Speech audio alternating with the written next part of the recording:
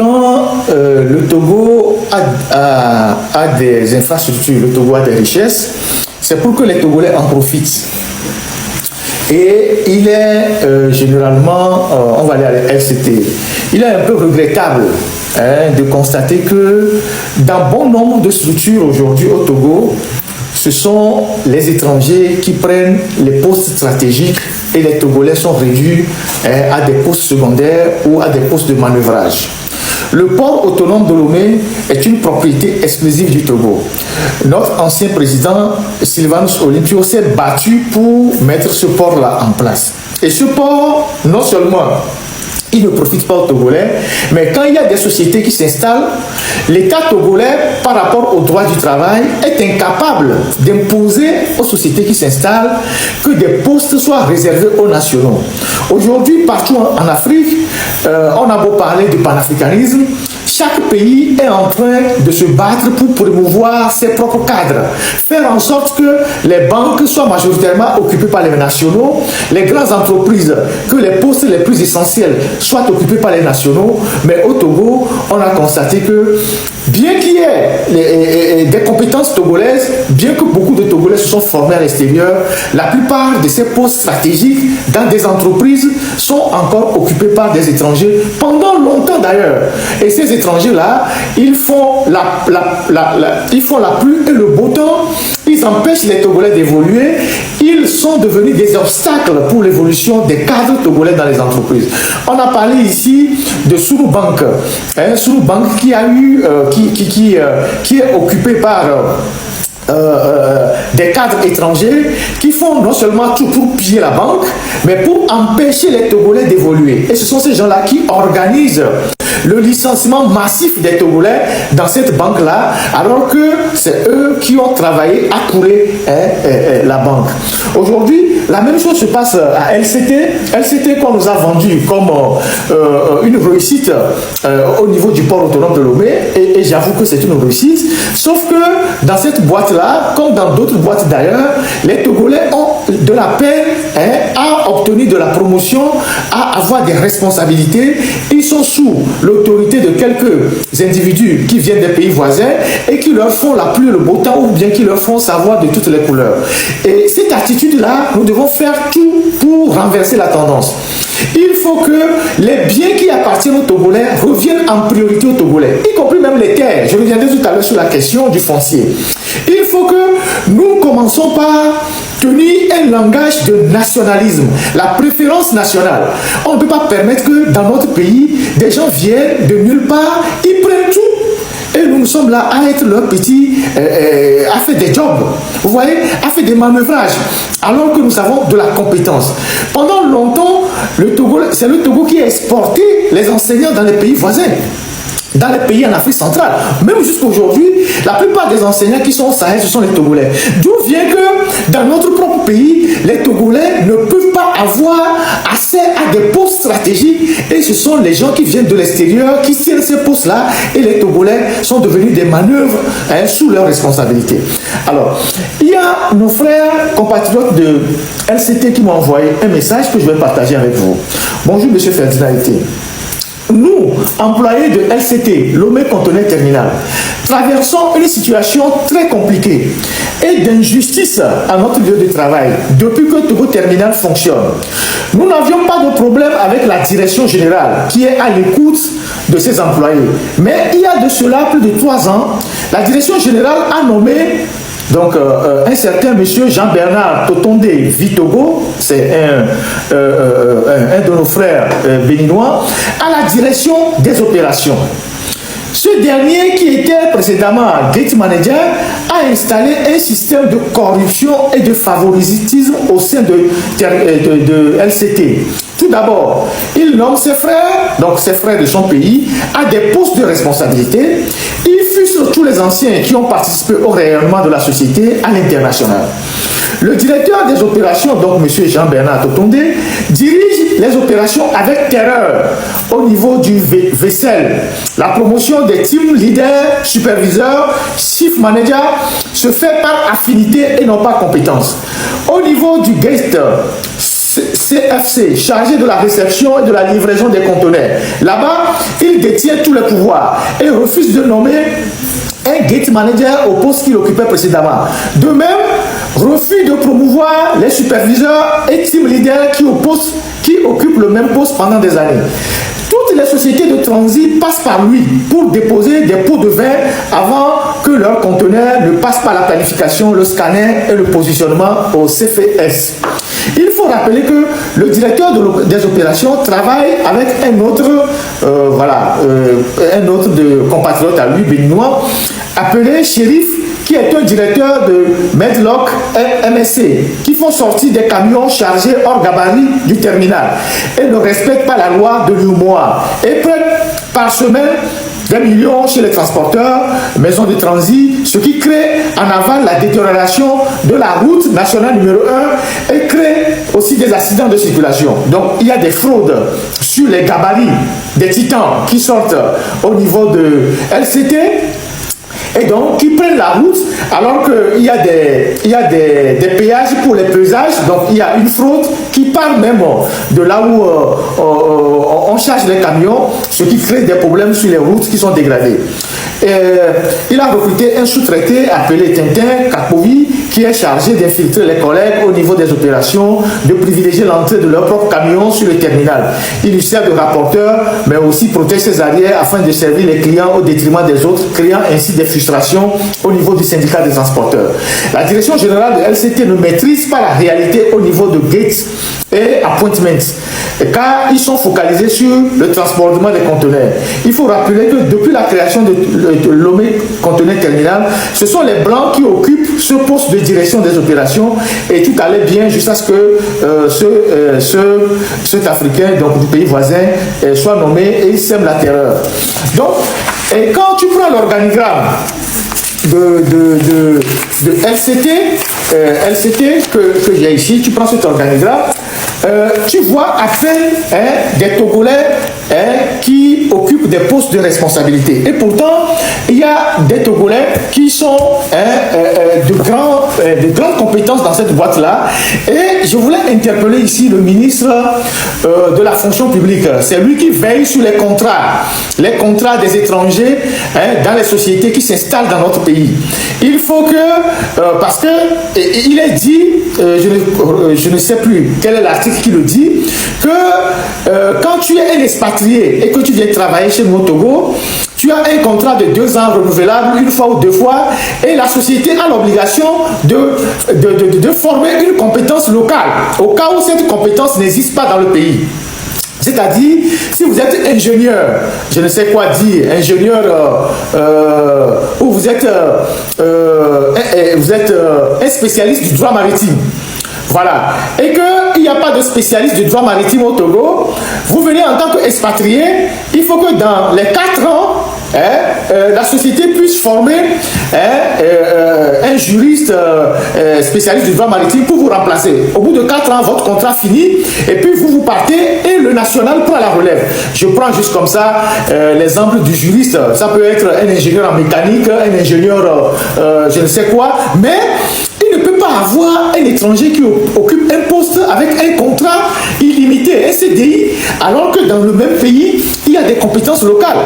Et partout, même en Europe, c'est ça. Si vous voulez un emploi aujourd'hui en France, mais ceux qui gèrent les emplois en France vont demander d'abord une compétence française. S'il n'y en a pas, vous pouvez faire venir quelqu'un de l'étranger. Mais au Togo, il y a des gens qui arrivent et qui sont là depuis 20 ans, 15 ans, 30 ans, dans les sociétés qui sont au Togo, alors qu'il y a des compétences togolaises qui sont là. Et ces gens-là, ils créent un réseau, ils font venir leurs frères, leurs cousins, leurs amis au Togo, et ils bloquent l'avancée des Togolais dans ces sociétés-là. Donc, c'est ce qui se passe à LCT, et nous devons faire en sorte que ce comportement-là s'arrête. Il faut que nous soyons de plus en plus nationalistes. Nous ayons la préférence nationale. Il faut que nos frères qui ont cassé la tête pour faire de grandes études à l'extérieur puissent avoir des compétences dans les sociétés qui s'installent dans notre pays. Ce n'est pas normal qu'il y ait des richesses dans notre pays. Vous avez de grandes entreprises qui s'installent dans notre pays, dans le domaine des mines et tout ça, et ce sont les étrangers qui viennent prendre de l'argent. Et quand ces gens-là sont payés, ils répartissent l'argent dans leur pays. Et donc, l'argent ne circule plus. Parce que c'est ça la conséquence. Quand il y a plus d'expatriés dans votre pays qui ont des postes essentiels, des postes importants, où ils sont payés 3 millions, 4 millions, 5 millions comme salaire, à la fin du mois, ils répartissent l'argent. Ils font partir l'argent dans leur pays. Et donc, conséquence, il n'y a plus d'argent qui circule au Togo. Donc, il faut qu'on se batte pour vraiment arrêter ça, ce comportement qui existe dans notre pays. Je reviendrai sur le cas de LCT par rapport à tout ce qui se passe autour de ce monsieur Jean-Bernard Totonde qui fait n'importe quoi avec les Togolais. Alors, on va partir à Balepedo, une vidéo, et vous allez voir ce que les Turcs font au Togo, parce que j'estime que au-delà de l'aspect religieux, il y a des gens qui profitent de l'aumône pour humilier nous les Africains et humilier nos frères. Nous sommes en période de carême, c'est la période où beaucoup de gens font des dons à nos frères qui font le carême, qu'ils soient chrétiens ou musulmans, mais on ne peut pas profiter pour faire passer des images comme si les gens étaient des mendiants. C'est-à-dire, les gens étaient des mendiants. Quand les gens font des dons, ils donnent de l'argent, et ils donnent des dons, et puis après on distribue ça. Regardez ce que les Turcs sont en train de faire au Togo. Vous voyez cette vidéo-là? Voilà. Ils sont venus, ils ont déposé un sac de riz, un bidon d'huile, et ils ont aligné les femmes. Certaines femmes ont totalement le visage voilé, totalement voilé, et ils font une vidéo pour dire qu'eux, ils sont en train de faire des dons aux Africains. Vous imaginez ça? Et le monsieur là, il fait une vidéo, il prend un enfant, il porte l'enfant dans la vidéo et il diffuse cette vidéo là. Vous imaginez, et je pense que la vidéo va arriver sur YouTube, vous allez voir la vidéo. Il y a un petit décalage entre ce que je dis et YouTube. La vidéo est visible devant moi, mais sur YouTube pas encore. Ce monsieur-là, ils vont aligner des sacs de riz, ils font agenouiller nos mamans. Certains ont le visage totalement voilé, ce qui est déjà un problème, parce qu'il y a eu le vote d'une loi, je pense dans l'espace CDA, où on dit il faut éviter que des gens soient totalement voilés dans la rue, parce qu'on doit comprendre, quand tu passes dans la rue, qui tu es. Tu ne peux pas te promener dans la rue avec un visage totalement voilé. On ne sait pas si tu es un bandit, tu es un homme qui s'est déguisé en femme, à l'heure où il y a l'extrémisme et tout ça. Et donc, ces gens-là, ils font cette vidéo, ça doit être dans un quartier de Lomé, et ils diffusent ça sur leur lien. Et je me pose la question, si le ministère de l'administration territoriale, qui parle tout le temps de l'extrémisme violent, le ministère de la sécurité, est-ce que vous avez vu cette vidéo-là? J'attends que la vidéo arrive sur YouTube avant de passer à autre chose. Et vous imaginez comment pour un sac de riz, un bidon de 5 litres d'huile, on chosifie l'homme chez nous.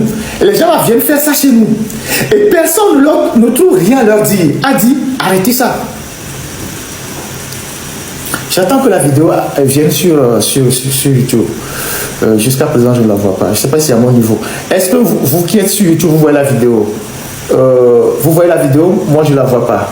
Voilà. Donc, si vous voyez la vidéo, donc c'est chez moi que le reflet n'arrive pas. Donc, vous voyez ça? Vous voyez? Et il fait cette vidéo. Il prend l'enfant dans ses bras, comme le sauveur, le bienfaiteur, le magnanime. Les Africains n'ont rien à manger. Lui, il est venu, il est le seul là, parmi eux, et il leur donne à manger. Et il diffuse ces vidéos-là sur leur lien. Dans un pays normal, ce monsieur-là, dans les 24 heures qui suivent là, il sera convoqué par les autorités et expulsé du pays. Parce que c'est une manière d'humilier nos parents. C'est une manière de réduire nos parents à de moins que rien. De faire agenouiller les femmes, les asseoir, une après une, devant un sac de riz et un bidon d'huile. Et faire une vidéo pour les instrumentaliser. pour les faire passer pour des mendiants. Et nous n'avons rien senti en tant qu'espèce, en tant que Togolais, en tant qu'Africains. Et ces vidéos-là, ils vont envoyer ça dans leur pays pour dire, voilà les œuvres de bienfaisance que nous faisons en Afrique. Ils sont venus en Afrique pour ça, ou bien ils sont venus pour faire autre chose. Nous ne pouvons pas continuer, pas tolérer des choses comme ça. Nous les Africains. J'entends beaucoup de gens qui parlent panafricanisme, qui prennent des positions. Ça là, c'est ici que vous devez parler. C'est ici qu'on vous attend pour regarder ces gens-là. Pour leur dire, si vous avez quelque chose à donner, même à nos compatriotes, vous ne pouvez pas les traiter comme ça. Vous amenez les choses, vous donnez aux imams, c'est les imams qui vont partager ça. Si vous amenez des dons, vous entreposez les sacs, ce sont les imams, les religieux qui appellent les femmes et qui leur partagent. Vous n'avez pas fait des vidéos humiliantes comme ça. Pour un pays souverain, 65 ans d'indépendance, vous trouvez que c'est normal? La vidéo circule, elle est sur YouTube. Mais comme il y a des corrompus au ministère de l'administration territoriale, ces gens-là, ils distribuent de l'argent partout aux gens. Et donc, le ministre de l'administration territoriale va se taire, le directeur des cultes, il va se taire, le directeur de la décentralisation, il va se taire, au niveau du ministère de la sécurité, ils vont se taire. Ils ne voient pas que ce qu'on voit là, au-delà même de l'humiliation, il y a des signes religieux de radicalisme qui sont là, qu'on voit là. Mais il suffit que une femme s'habille comme ça, qu'on la trouve dans le meeting d'un parti politique, ils vont filmer ça pour aller donner aux étrangers, aux blancs, pour dire que le parti est radical. C'est un parti islamique. Il suffit qu'une femme s'habille comme ça, qu'on la voit dans le meeting d'un parti politique au Togo, ils vont filmer ça pour aller donner ça aux blancs, pour dire voilà, le parti là est en train de faire de l'extrémisme religieux. Voilà ce qui se passe dans notre pays. Tous les jours, c'est des choses comme ça que vous assistez. L'humiliation à Mondovision. Et personne ne dit rien. J'ai voulu partager cette vidéo avec vous. Ce monsieur-là, il pouvait aller donner des dons sans faire cette vidéo. Vous donnez de l'argent aux gens, ou vous voulez donner quelque chose à manger aux gens, vous ne les humiliez pas. Vous ne les humiliez pas. Le ministère de l'administration territoriale n'a pas vu ça. Celui de la sécurité aussi n'a pas vu ça. Parce qu'eux, ils ont déjà pris leur part. Ce sont les plus grands minous du Togo. Quand ces gens-là arrivent, ils distribuent des enveloppes à ces gens-là. Et puis eux, ils se taisent. Ils disent, allez-y. Nous vous couvrons, vous pouvez faire ce que vous voulez. Parce qu'ils viennent avec de l'argent. Que oui, on est là pour faire des puits, pour construire ci, pour construire ça, pour faire des forages. Et puis les ministres prennent leur part, les directeurs prennent leur part. Et puis on les laisse faire n'importe quoi avec nos populations. Voilà. On va aller très vite. On parle à Keita Akoda, où nous n'avons pas les condamnés, les amis. Nous n'avons pas à leur jeter la pierre. Nous n'avons pas à les lyncher. Nous n'avons pas à leur jeter, je ne sais pas. On n'a pas à les lyncher. Au contraire, nous devons nous féliciter que eux, qui n'étaient pas quand même des militants du Nil, mais qui étaient plus ou moins dans cette zone-là, ont compris la nécessité de s'éloigner du mal et de venir dans le camp du bien. Parce que ce que nous sommes en train de faire, c'est le camp du bien contre le camp du mal. À partir du moment où il y a des gens qui reçoivent le message et qui décident d'abandonner les anciennes choses et de rejoindre le camp qui dénonce la malgouvernance, le camp qui dénonce le pillage, chacun à son niveau a sa mission.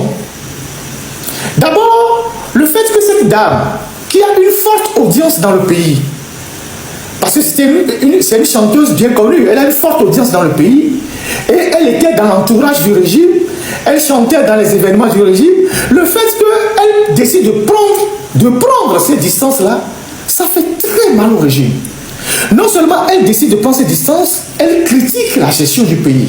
Donc du coup, elle est prise en étau immédiatement par le régime. Donc le régime a actionné ses communicants. Ça c'est la première catégorie de ceux qui s'attaquent à la dame. Le régime a actionné ses communicants. Et vous les connaissez sur la toile, les communicants du régime. C'est eux qui sortent, qui disent oui, elle est ingrate. On lui a tout fait dans le régime lui a tout donné, les contrats, tout ce qu'elle possède, c'est le régime qui lui a donné ça. Ça, c'est une mentalité des gens de unir. Ça, c'est une une mentalité des Gnassingbé. Les Gnassingbé pensent que le Togo, c'est une propriété de leur père. Et que tout ce qui existe au Togo, c'est une fabrication de leur père. Et donc, si vous êtes un médecin aujourd'hui, vous travaillez dans l'administration. Si vous êtes un juriste, vous avez un poste quelque part, c'est grâce aux Gnassingbé. Et donc, vous leur devez tout. Ils raisonnent comme si le Togo était un royaume et que nous sommes leurs sujets. Et tout ce que nous avons dans le pays leur appartient. C'est comme ça qu'ils raisonnent. Et c'est ce narratif-là qu'ils transmettent à leurs communicants. Les affamés, les gens qui n'ont rien du tout, ils n'ont rien à faire, qui sont dans les réseaux sociaux en train d'insulter les gens, puis c'est leur boulot. C'est ce narratif-là qu'ils leur transmettent. Donc, s'il y a une dame qui s'appelle Almoko Togo, qui chante très bien, qui chante bien, et qui est devenue une star, c'est grâce au Gnassingbé. Donc, elle ne peut pas tourner le dos au régime. C'est les Gnassingbé qui lui ont donné la voix. C'est les Gnassingbé qui lui ont donné la beauté. C'est les Gnassingbé qui font qu'il chante bien. Mais il y a Nono qui chante. Je le respecte en passant. Nono Gnassingbé, c'est un grand chanteur de reggae. Ou bien, mais il n'a pas, Nono n'a pas l'audience de Almok. Donc si c'est les Gnassingbé qui fabriquait tout, Nono devait être un grand chanteur plus que Almok. Il devait rayonner plus que Almok, puisqu'il est aussi un chanteur. Donc, pour les Gnassingbé, tout ce qui existe au Togo, c'est pour eux. C'est leur papa qui nous a donné ça. Donc, si tu as été à l'école, tu as été brillant, c'est grâce à Yadema. Mais Yadema même n'a pas été brillant à l'école. Ses propres enfants n'ont pas été brillants. C'est toi qui as acheté les diplômes. Donc, si tu as été à l'école et que tu es devenu un grand ingénieur, ils viendront devant toi pour dire que c'est grâce à notre papa que tu es devenu ingénieur. Mais les Gnassingbé sont là-bas, on ne connaît pas leur niveau. On ne sait pas ce qu'ils ont appris comme métier. On ne connaît pas leur niveau. Vous voyez? Donc, les communicants de UNIR ou du régime, quand ils savent que la prise de distance de cette dame-là, ça va faire très mal au régime, parce que c'est une dame populaire, on les a actionnés pour attaquer la dame. Ça, c'est la première catégorie de ceux qui attaquent la dame. Vous les observez, vous les connaissez. Moi, je ne vais pas les citer. Donc, première catégorie de ceux qui attaquent la dame, les communicants du régime, ils ont été actionnés. Il faut la discréditer, il faut l'insulter, il faut la réduire en rien du tout. Il faut dire que c'est une ingrate. Donc, c'est ce narratif-là qu'on leur a donné et c'est ce qu'ils sont en train de faire. Deuxième catégorie de ceux qui s'attaquent à la dame. Les artistes qui n'ont pas eu le même succès qu'elle. Les artistes, les gens du même milieu qu'elle, qui n'ont pas eu les mêmes succès, qui n'ont pas eu le même privilège qu'elle. Eux aussi, ils profitent pour régler leur compte. Ça, là-bas, c'est une question de jalousie. Donc, voilà, tu as fait ci, tu as fait ça, ça va bloquer les autres. Eux, c'est les jaloux. Donc, eux, c'est la deuxième catégorie de ceux qui s'attaquent à elle. Parce qu'ils n'ont pas eu le même succès que la dame.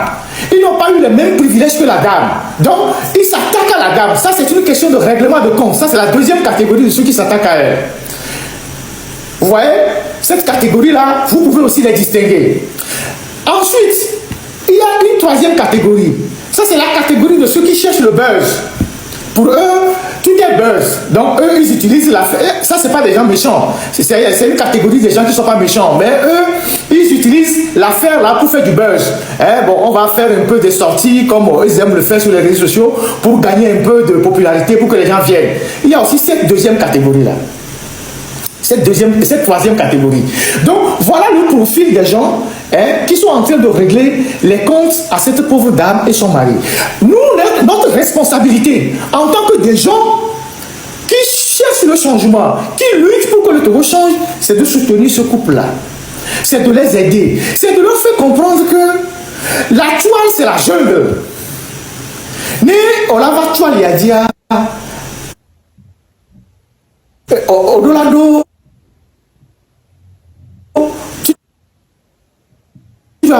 tu dois être cardio.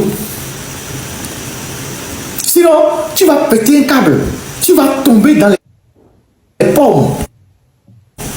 Il faut être zen. Il faut fermer les oreilles. Il faut boucher les nez. Il faut faire comme tu n'entends rien. Et tu laisses les gens déverser leur haine. Il y a une quatrième catégorie que je vais citer, qui s'attaque aussi à ce couple-là. C'est la catégorie de ceux qui ne peuvent pas les contrôler. Parce qu'à partir du moment où ils ont fait défection, ou bien ils ont quitté, ils ont pris les distances avec le régime et qu'ils ont commencé par dénoncer le régime, il y a des gens qui sont sur la toile qui veulent les contrôler, qui veulent les avoir avec eux, qui veulent qu'ils soient sous leur responsabilité, sous leurs autorités. Cette catégorie catégorie-là, c'est une catégorie qui n'accepte pas que les gens leur échappent, ils veulent les contrôler. Donc, c'est notre soutien. Parce que c'est des moments difficiles pour ce couple. Parce que s'ils ne sont pas habitués par ce qui se passe, ils peuvent avoir des sérieux problèmes. Donc, c'est un couple qui ne savait pas dans quoi ils sont tombés. Donc, ils vont avoir des coups qui viennent de partout. Même les coups vont venir de leur propre famille. Il y a les gens dans leur famille qui vont les appeler. Pourquoi vous avez fait ça? Pourquoi vous faites ces sorties-là? Vous êtes en train de nous créer des problèmes. Pourquoi tu fais ça? Pourquoi tu fais? La famille va les appeler. La famille.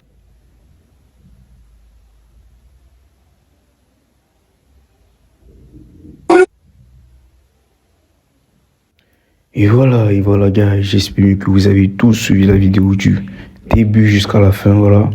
C'est une fois encore Ferdinand Haïté qui sort de lourds dossiers. Il a parlé du port autonome de Lomé. Tous les inconvénients, tout ce qui ne va pas, tout. Vous avez écouté la partie là. Après, il a parlé des lots sales que les gens buvent et tout. Le manque d'eau et tout. Vous avez écouté ça aussi. Et après, il a parlé aussi de Almok. Comme vous le savez tous, ce qui se passe, ce qui s'était passé, voilà. Il a parlé de ça, de la manière dont Almok était sorti avec son mari et l'histoire là, vous avez connu l'histoire là. Il a parlé de ça et voilà. Comme j'ai l'habitude de le dire, Ferdinand Haïté, je sais pas, là où est-ce qu'il trouve ces informations, mais bro, bro, c'est impeccable, bro. Attention, je sais pas comment le dire, je sais pas. Excusez-moi, excusez-moi, je l'ai toujours dit. Voilà, je l'ai toujours dit la fois dernière que ma voix est un peu cassée et tout, parce que j'ai un peu de tout et tout. Voilà, donc excusez-moi pour ça. J'espère que vous avez kiffé la vidéo. N'hésitez pas à partager, à liker, à vous abonner massivement, car c'est ici que tout se passe. Voilà, c'était Ferdinand Haïté. Vous avez écouté tout ce qu'il avait à dire. Et j'ai l'habitude de le dire. C'est quelqu'un qui m'inspire beaucoup. Pas sa manière de faire. C'est pas que la partie politique ou bien non. Sa détermination en fait. C'est quelqu'un qui est déterminé. Depuis que moi je suis, j'ai Ferdinand Haïté pro. Avec tout ce qui se passe, tout ce qui s'est passé, tout. Depuis, il est toujours dans la gamme. Il refuse d'abandonner. Il est toujours dans sa science. C'est autre chose au fait. Ferdinand Haïté, c'est autre chose. Bon, bref, j'espère que vous avez kiffé.